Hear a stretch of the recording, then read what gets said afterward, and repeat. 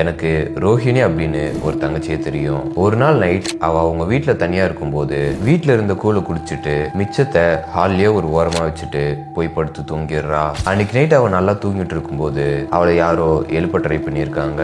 நம்ம வீட்டுல தான் யாரும் இல்லையே, நம்மள யாரு எழுப்புறா அப்படின்ற குழப்பத்தோட அவ எழுந்துக்க ட்ரை பண்ணும்போது அவளால எழுந்துக்கவே முடியல. ரொம்பவே ட்ரை பண்ணி எப்படியோ கண்ணை திறந்து பாக்குறா. அப்ப அவளுக்கு முன்னாடி ஒரு கருப்பு உருவம் நின்னுக்கிட்டு இருக்கு.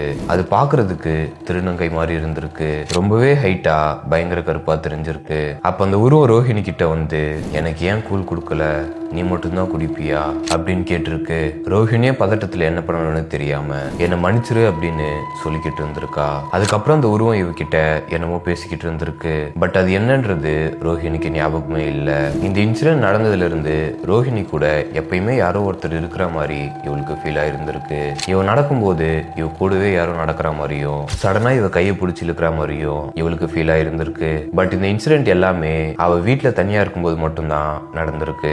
ஒரு நாள் நைட் அவ வீட்டுக்கு வெளியே நின்னுக்கிட்டு இருக்கும்போது அவங்க வீட்டுக்கு ஆப்போசிட்ல ஒரு சின்ன சந்து போகும். அந்த சந்துக்குள்ள இருந்து அதே கருப்பு உருவம் இவளை எட்டி பார்த்திருக்கு.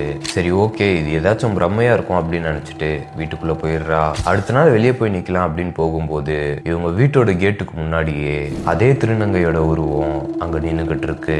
இவளை பார்த்து சிரிக்குது.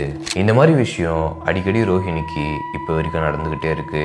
சோ இந்த விஷயம் எல்லாத்தையும் ரோஹிணி என்கிட்ட சொல்லலாம்னு முடிவு எடுக்கும் போது அவளுக்கு பயங்கரமா உடம்பு சரியில்லாம போயிருது. அவ தூங்கிட்டு இருக்கும்போது அவளுடைய காது பக்கத்துல, உனக்கு அவ்வளவு தைரியமா என்னை பத்தி வெளியே சொல்லிடுவியா அப்படின்னு யாரோ இவ்வளவு மிரட்டுற மாதிரியும் இந்த விஷயத்த வெளியே சொல்ல விடாம தடுக்கிற மாதிரியான சம்பவங்களும் நிறைய நடந்துகிட்டு இருந்திருக்கு. என்ன ஆனாலும் பரவாயில்ல, இது நம்ம சொல்லியே ஆகணும்னு முடிவெடுத்து ரோஹிணி இந்த ஸ்டோரிய என்கிட்ட சொல்லியிருக்கா. நான் இப்ப அதை அப்படியே உங்ககிட்ட சொல்லிட்டேன். ஸோ இதுக்கப்புறம் ரோஹிணிக்கு என்ன நடக்கும்னு உங்களுக்கு தோணுதோ அதை கமெண்ட்ல சொல்லிருங்க.